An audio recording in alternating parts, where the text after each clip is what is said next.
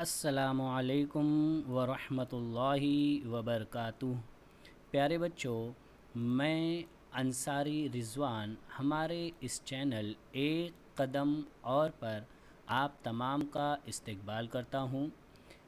10वीं में इम्तिहान दिए हुए तमाम बच्चे इस बात को बखूबी जानते होंगे कि 11th एडमिशन की प्रोसेस स्टार्ट हो चुकी है, जहां पर बच्चों को प्रैक्टिस करने के लिए और मश्क करने के लिए डेमो रजिस्ट्रेशन की फैसिलिटी दी गई है।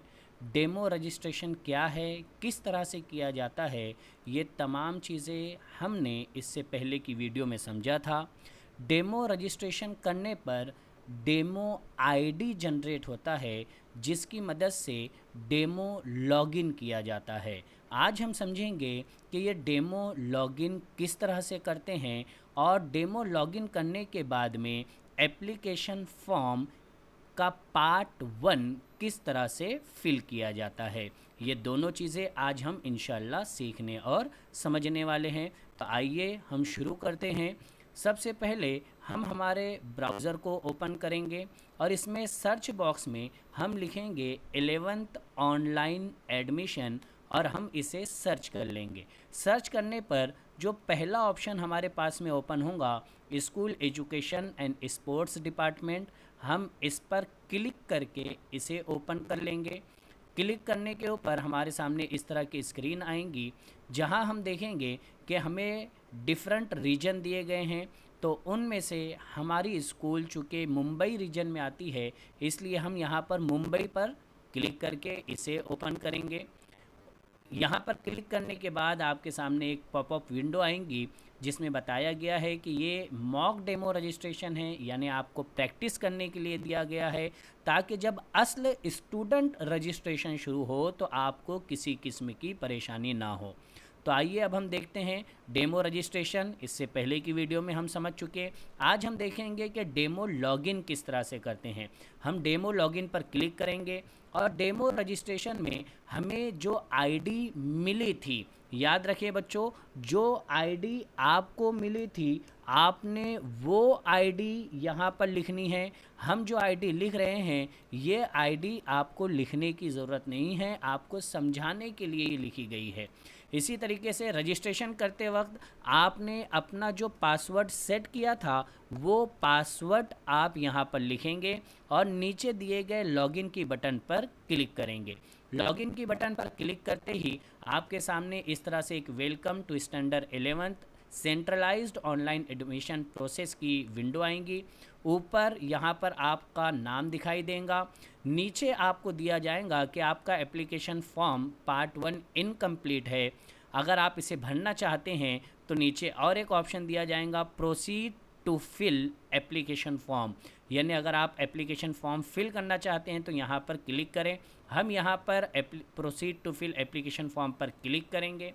क्लिक करने के बाद में अब बच्चों यहाँ पर हमारे सामने सबसे पहले एक अगर पॉपअप विंडो आती है, हम इसे ओके करके आगे बढ़ जाएं। पर्सनल डिटेल आएंगी। देखिए बच्चों, यहाँ पर साइड में जितने भी हमें ऑप्शन दिख रहे हैं, ये तमाम डिटेल हमें फिल करनी है।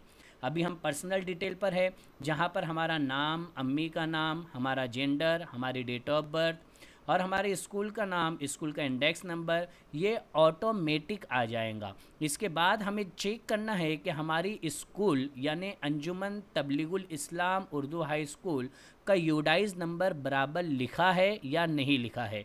यहाँ पर ये बिल्कुल सही लिखा हुआ है, 272304000163। हम यहाँ से इसे सेव एंड नेक्स्ट करके आगे बढ़ेंगे।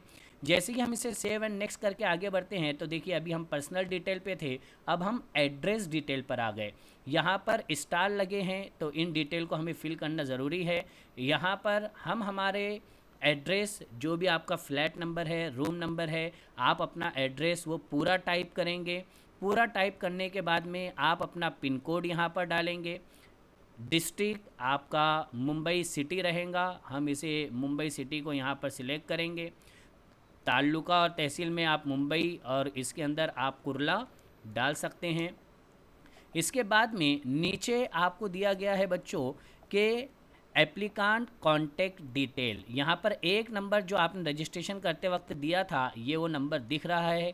अगर आप कोई और नंबर भी देना चाहते हैं तो यहाँ पर आप अपना वो नंबर ऐड कर सकते हैं। इसी तरीके से अगर आप अपना लैंडलाइन नंबर देना चाहते हैं तो आप अपना लैंडलाइन नंबर भी दे सकते हैं। ईमेल आईडी आपको यहाँ पर रजिस्ट्रेशन के वक्त में जो आपने दी थी वो यहाँ पर आपको दिखेंगी। ये तमाम मालूमात फिल करने के बाद में हम यहाँ से सेव एंड नेक्स्ट पर क्लिक करेंगे और आगे बढ़ेंगे। देखिए यहाँ पर अब हम आ गए हैं कैटेगरी एंड रिजर्वेशन डिटेल में। यहाँ पर बच्चों हमें हमारी कैटेगरी सिलेक्ट योर कैटेगरी, हम तमाम बच्चे ही मैं जहाँ तक के जानता हूँ सभी जनरल और ओपन कैटेगरी के हैं। अगर कोई बच्चे के पास में कास्ट सर्टिफिकेट वगैरह है तो ही वो इनमें से कोई ऑप्शन सिलेक्ट करने, वरना तमाम बच्चे जनरल और ओपन इस कैटेगरी को सिलेक्ट करेंगे। यही कैटेगरी आपकी यहाँ पर भी शो होंगी।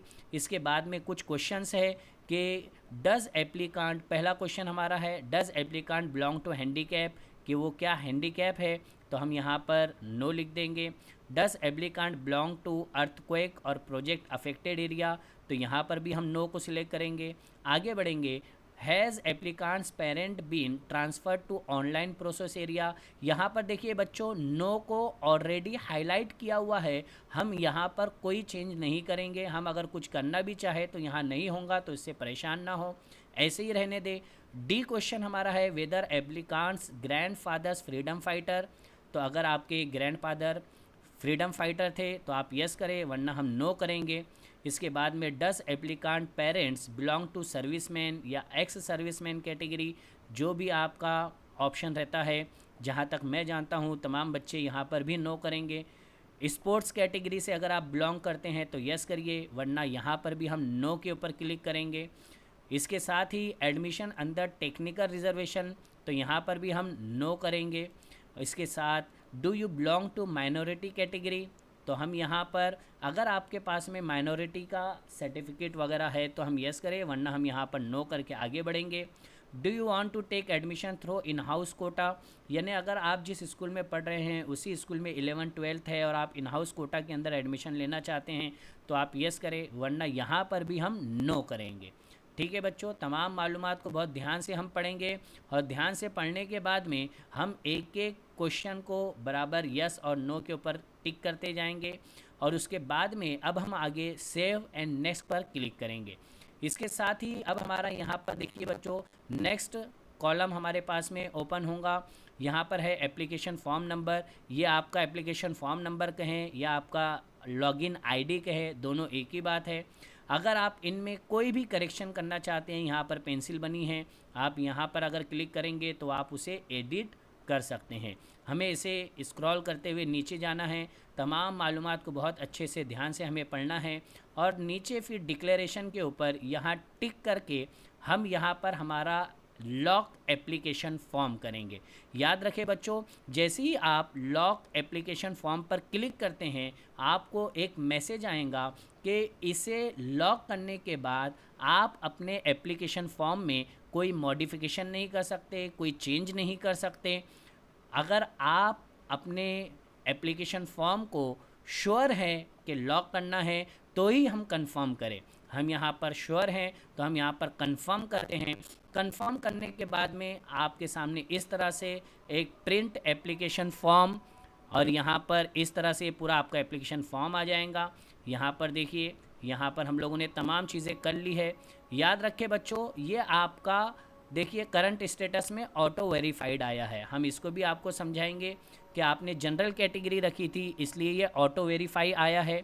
ठीक है, यहाँ पर अभी चूँकि ये डेमो रजिस्ट्रेशन है इसीलिए हमारे पास में एक और ऑप्शन भी यहाँ पर दिखता है। ये देखिए अनलॉक एप्लीकेशन फॉर्म, हम यहाँ पर अगर क्लिक करें अनलॉक एप्लीकेशन फॉर्म पर तो यहाँ पर अब हमारे सामने फिर से एक मैसेज आएगा कि I hereby declare and understand that I am entirely responsible for unlocking my application form, यानी अगर मैं इसे अनलॉक कर रहा हूँ तो मैं मैं रिस्पॉन्सिबल हूँ।